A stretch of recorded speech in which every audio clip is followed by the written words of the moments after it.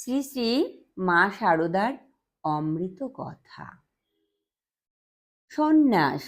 দেখো, যাদের খুব উঁচু ঘর তারাই সাধু হয়ে সর্ববন্ধন মুক্ত হয়ে যায়।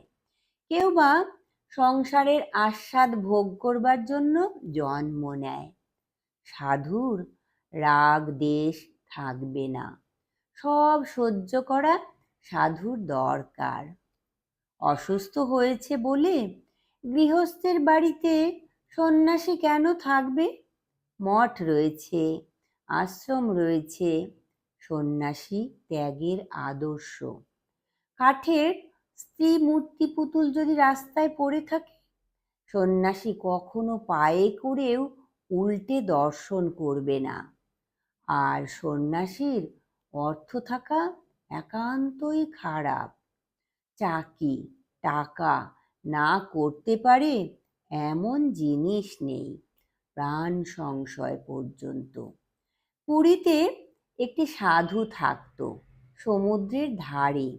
তার কিছু টাকা ছিল, তাই টের পেয়ে দুজন চেলা লোভ সামলাতে না পেরে সাধুটিকে খুন করে টাকা নিয়ে চলে গেল। ঠাকুর বলতেন, সাধু সাবধান।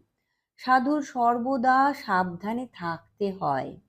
সাধু সর্বদাই সাবধানে থাকবে।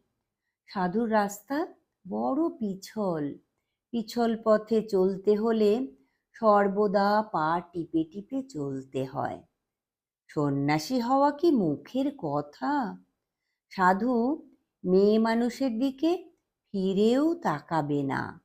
চলবার সময় পায়ের বুড়ো আঙুলের দিকে লক্ষ্য রেখে চলবে। সাধুর গেরুয়া কাপড় কুকুরের বকলাসের মতো তাকে রক্ষা করবে। কেউ তাকে মারতে পারবে না। সাধুর সদর রাস্তা, সকলেই তাকে পথ ছেড়ে দেয়। তোমরা সন্ন্যাসী, তোমাদের গৃহস্থের সঙ্গে সম্বন্ধ রাখা অত্যন্ত খারাপ। বিষয়ী লোকের বাতাস লাগাও খারাপ। তুমি সাধু, তোমার কি আর যাওয়ার ভাড়া জুটবে না? ওরা গৃহস্থ, ওদের সঙ্গে কেন যাবে? এক গাড়িতে যাচ্ছ, হয়তো বললে এটা করো ওটা করো। তুমি সন্ন্যাসী, তুমি কেন সেসব করতে যাবে? সাধু সব মায়া কাটাবে। সোনার শিকলও বন্ধন, লোহার শিকলও বন্ধন। সাধুর মায়ায় জড়াতে নেই। ভগবান লাভ করা ও তার পাদপদ্মে সর্বদাই মগ্ন হয়ে থাকা। তোমরা সন্ন্যাসী, তার লোক।